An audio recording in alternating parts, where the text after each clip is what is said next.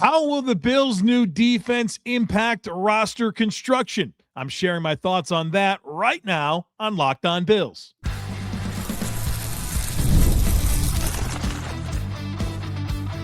You are Locked On Bills, your daily Buffalo Bills podcast. Part of the Locked On Podcast Network, your team every day.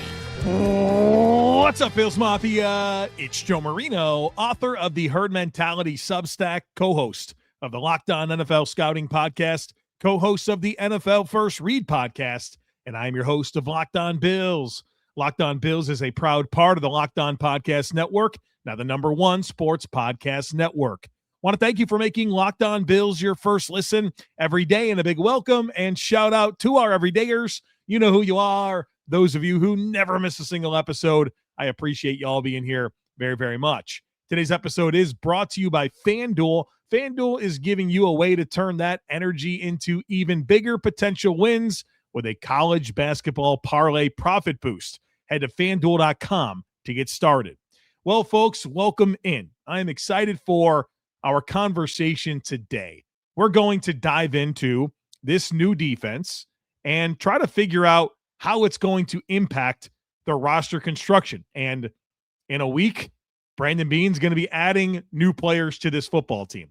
And I think this is an important conversation for us to have to really gain an understanding of what this defense is going to look like so they can figure out, what players and how many players at each position they need to find. And I've received some great questions through our Discord and through our Substack on this topic. And I said, you know what, let's do a pod on it. And so here we are doing a pod on it. So I want to attack this conversation by looking at where I think the direction of personnel groupings is going to go for this team, where I think the structure of how the Bills are going to play defense is going to go. And then ultimately, what does that mean for how many players at each position they're going to keep?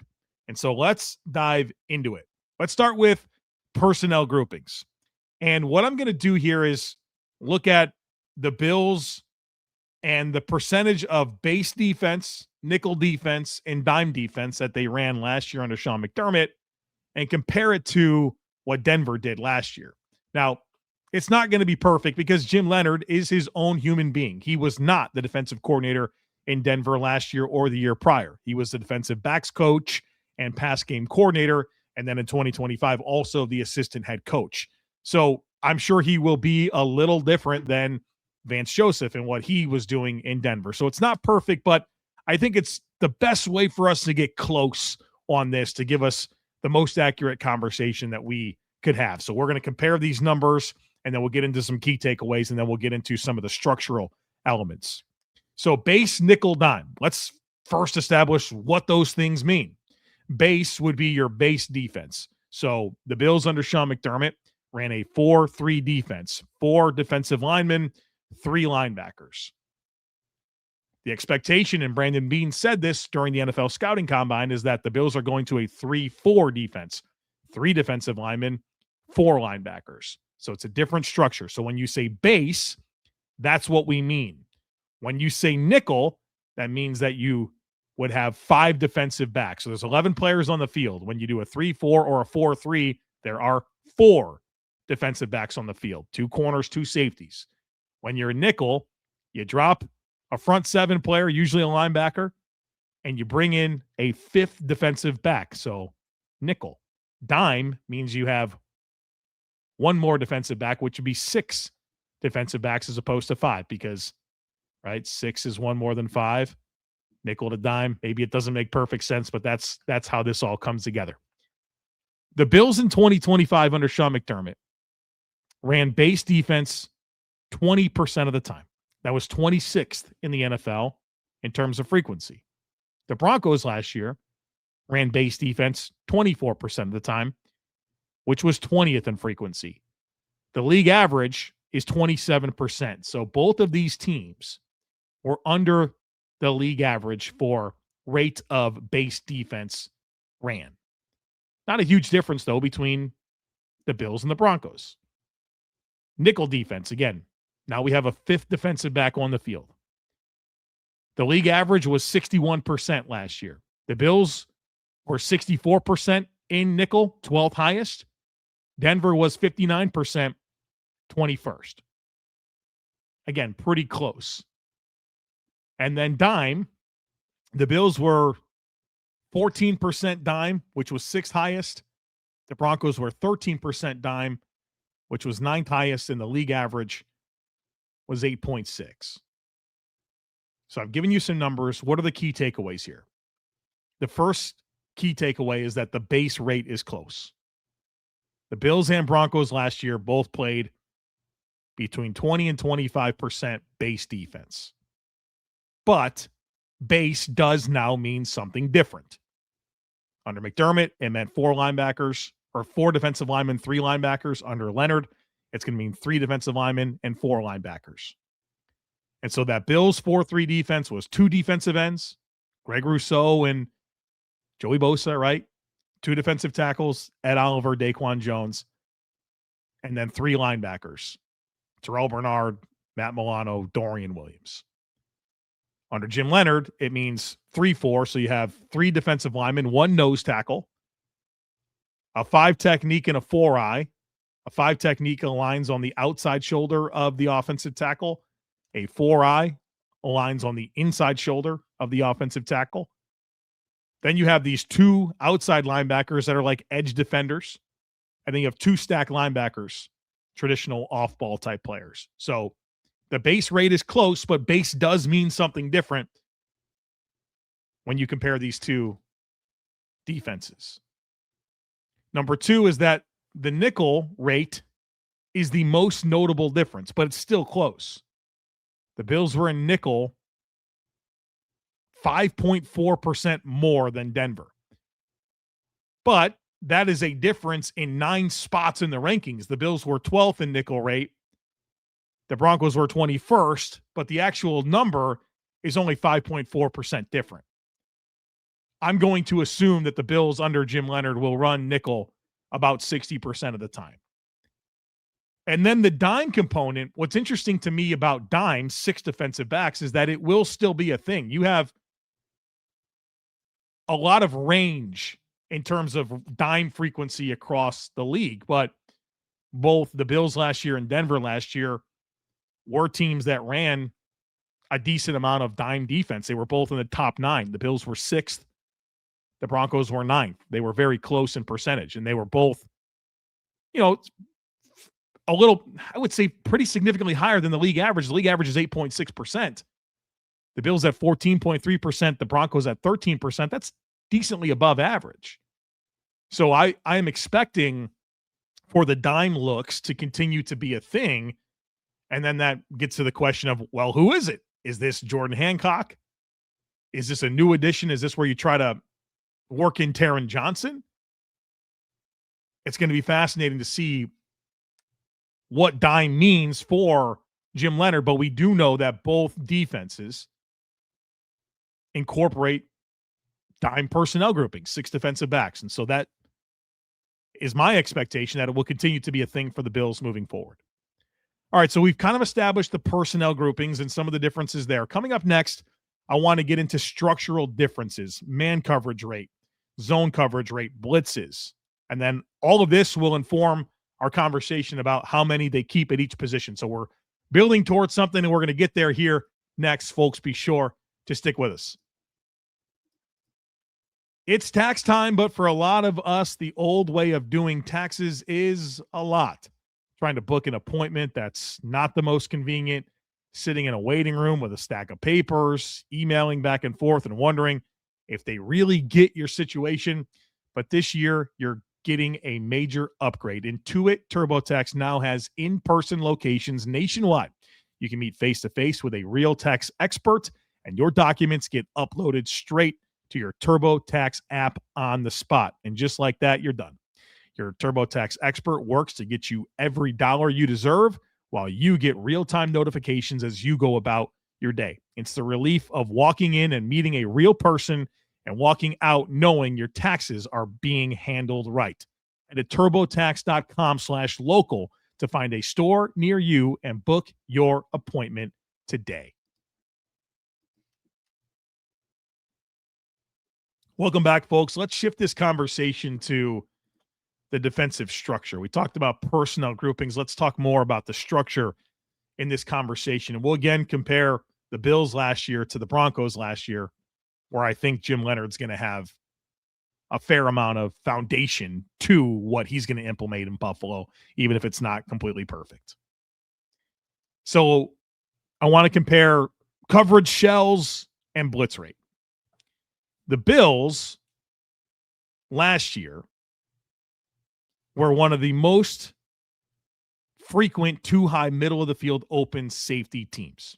All right. And so let me explain what that means. Too high middle of the field open means that you have split safeties.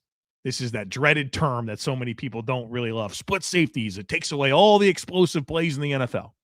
Well, the Bills were a big split safety defense. They ran split safeties 58% of the time, fourth highest in the NFL. The Broncos, not nearly as much. They ran split safeties 49% of the time, which was 18th in the NFL. So a team that's towards the top of the league in Buffalo in too high safeties, and a Denver defense that's slightly below average. Which, of course, means that the one high middle of the field closed safety structures will be skewed the other way around, where the Broncos were 8th in the NFL in one high middle of the field closed coverage concepts at 51%, while the Bills were 28th in one high middle of the field closed coverage concepts at 43%. So you can see a major difference there. That's huge, right? So split safeties versus one safety in the middle of the field. I'm just giving you the numbers here. I'll talk to you a little bit more about what they mean here in a second. The Broncos, as you would assume, very high man coverage rate team. 36% man coverage, fourth highest in the NFL. The Bills, 26% man coverage, 15th in the NFL. So the Bills, average amount of man coverage, the Broncos towards the top of the league. Which, again, there's a relationship between that and zone coverage, where the Bills ran zone 70% of the time, which was 18th. And the Broncos ran zone 61% of the time, which is 29th. So Denver, a much more man-aggressive defense. Denver, a much more zone-aggressive defense. And then lastly, I'll mention blitz rate. The Denver Broncos were 5th in blitz rate at 32%, and the Bills were 21st in blitz rate at 25%. So there are some notable things here to point out. Number one is that the Bills will play more man coverage under Jim Leonhard, which naturally means less zone. I'm thinking about a 10% spike in man coverage rate. And I think they got the players to do it in Christian Benford and Maxwell Hairston. I think both of those players can survive playing more man coverage. And notice how Denver is fourth highest rate of man coverage in the NFL at 36%. The most man-aggressive teams are only around 40%. It's still a zone league. But this is a Bills defense that is fully my expectation that they will play more man coverage. It is also my expectation that the Bills will play fewer split safety looks, meaning that you'll have more one-high safety structures. This is notable because I think this is really where that conversation about finding Cole Bishop's running mate matters. And on the podcast I did yesterday, I went through and I talked about a lot of different free agent options that the Bills could bring in to be Cole Bishop's running mate. And I emphasized players that I thought were optimized in deeper zones and filling that type of a role, because I want Cole Bishop to be freed up to play in lower alignments, closer to the line of scrimmage, be that man coverage player on tight ends. And I think in order to really unlock that, you want to have that one high safety, a guy that's rangy with ball skills, that's comfortable in those deeper zones. And then the third big takeaway from these numbers is that the Bills are going to blitz more. Denver top 5 in blitz rate, and the Bills were 21st. So you can really kind of start to feel how this defense will play differently. Now, for the part that we've been building towards, which is the defensive roster numbers. We'll talk offensive roster numbers as well. But all right, we've went through all this stuff. We've established similarities and differences. What does it mean for how many players at each position they're going to keep? So one thing that I've done is I went through and I looked at, well, how many at each position did Denver keep? And that should give us a ballpark of where we should expect the Bills to fall this year. And we'll, of course, compare it to Sean McDermott. So when it comes to defensive line, it's categorized a little bit different here. Where for Sean McDermott, you would have like your D tackles, your defensive ends, and you kind of parse those out a little bit. Under this new defense, it's just going to be defensive line. You'll put your 5 techs, your 4 eyes, your nose tackles all in one bucket, as opposed to D end and D tackle. And then outside linebacker, edge rusher is going to be its own thing, and then off-ball linebacker will be its own thing.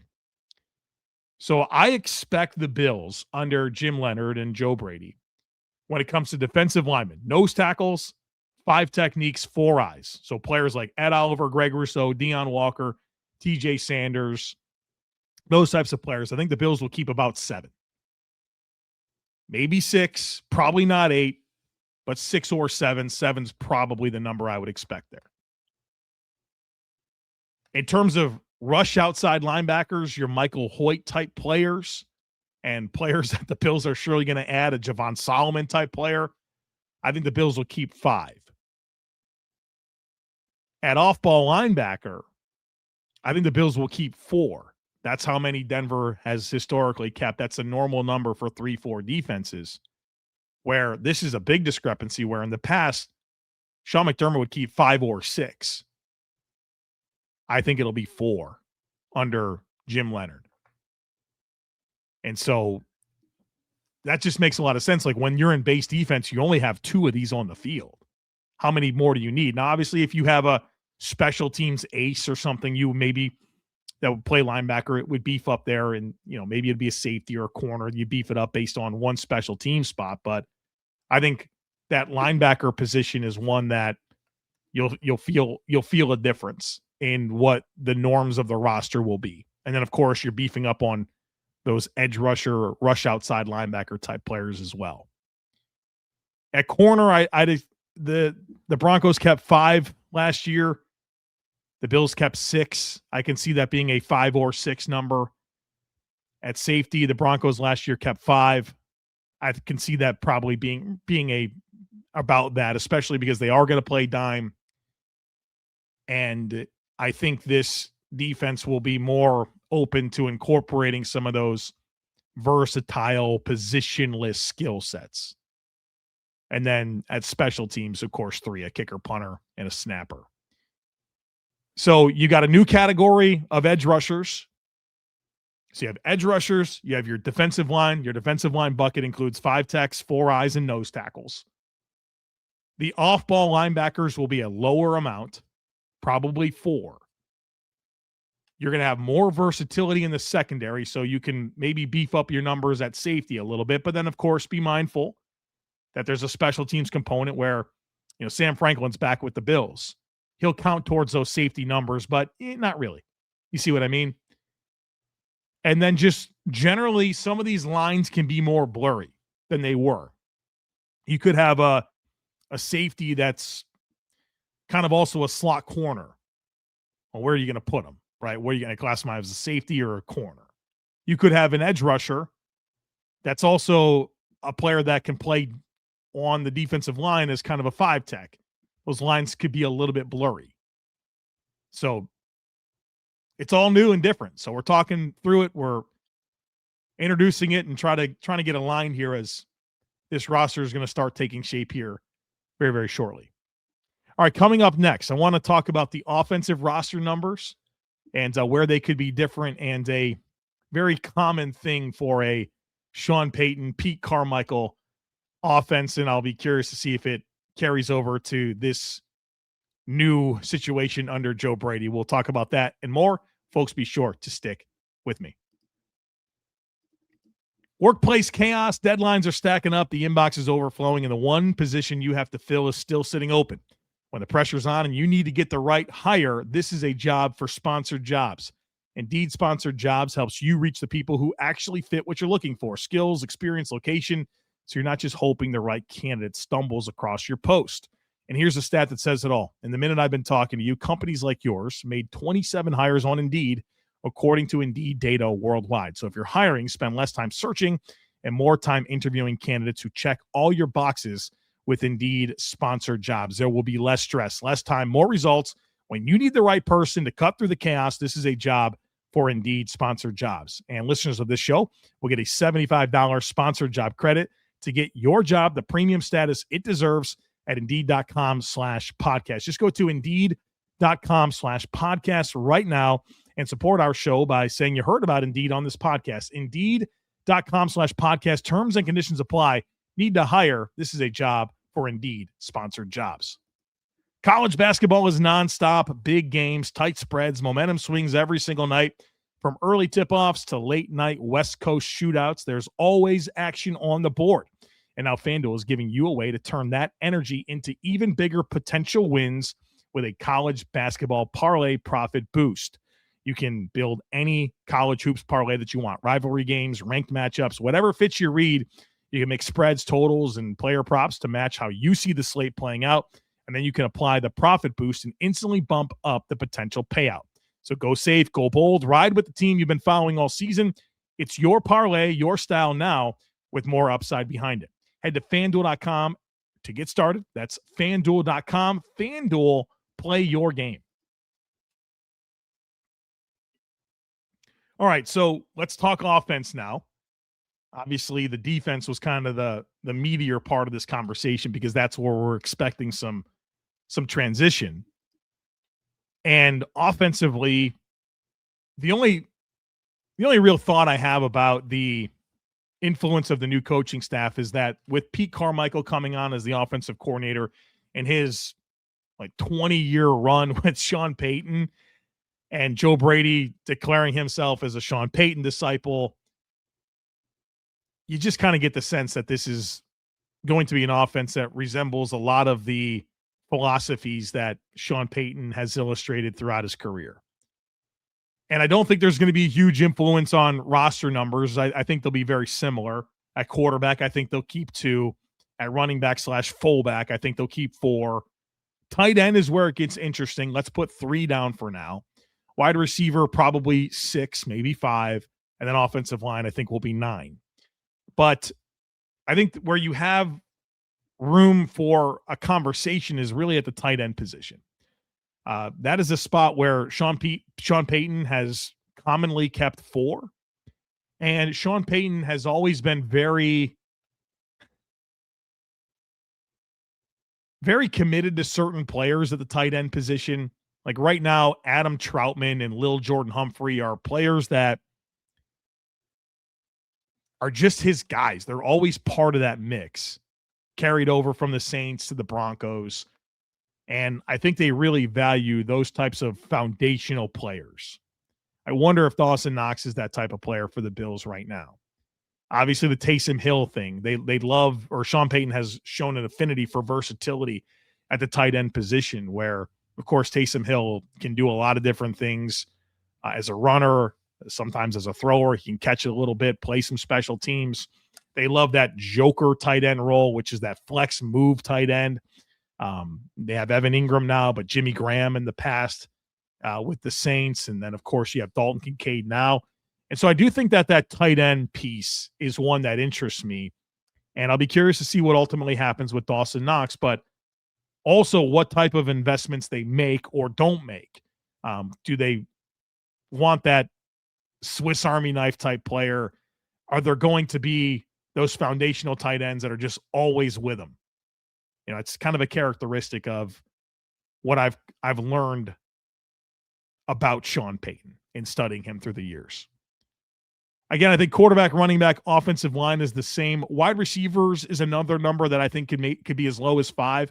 6 kind of feels right. I'd be surprised if they went to 7. But again, if you have a special teams influence here, whether that's a returner or just a very good overall special teams player, that could beef up your numbers at wide receiver. Obviously, there's been some fun conversation about maybe Khalil Shakir and not being a limited player and him playing more on the outside. That's something that's kind of come up in the last week or so based on some clips or some sound bites coming out of the combine. And so I do wonder about where the Bills' mindset is when it comes to the path for Khalil Shakir to play more on the perimeter. Is that really rooted in having different options in the slot that you trust to be the hot player for Josh Allen? Is that Keon Coleman? That's not a power slot. If you think Keon Coleman's optimized in the slot, that's because you think he's a power slot, not necessarily as a get open quick guy, right? To get the ball into his hands and out of Josh Allen's hands when he's hot. So I don't know if Keon Coleman helps you there. Do we need to be more open to the Bills adding more of a traditional slot receiver to free up Khalil to play more on the outside? Does the punt return option answer come in the form of a receiver? So I think that could influence some of these numbers a little bit, but I think the offensive piece will not have as much shift, if you will, which is a pretty logical takeaway when you consider how this offseason has come together to this point. So it'll be fascinating to see how it all plays out. We'll start to learn about those new investments next week. The legal tampering period opens on Monday. And so it'll be a busy week for new additions and then just kind of gaining that first glimpse as to the direction of this 2026 version of the Bills. And so I'm very excited for it all. We've done a lot to preview free agency. We've went through and discussed options at every primary need that I believe the Bills have. And then by the end of the week, you'll get my mock offseason. So I'll go through and do all the things, create the cap space, sign the players, a mock draft, all those things ahead of next Monday when things get really real. And of course, we'll be here for you every step of the way to cover it all. So don't miss anything. Make sure that you're subscribed. Would love it if you took a second to rate, review, and share the podcast. Have a great rest of your day. Go Bills. And I look forward to catching up with you again real soon.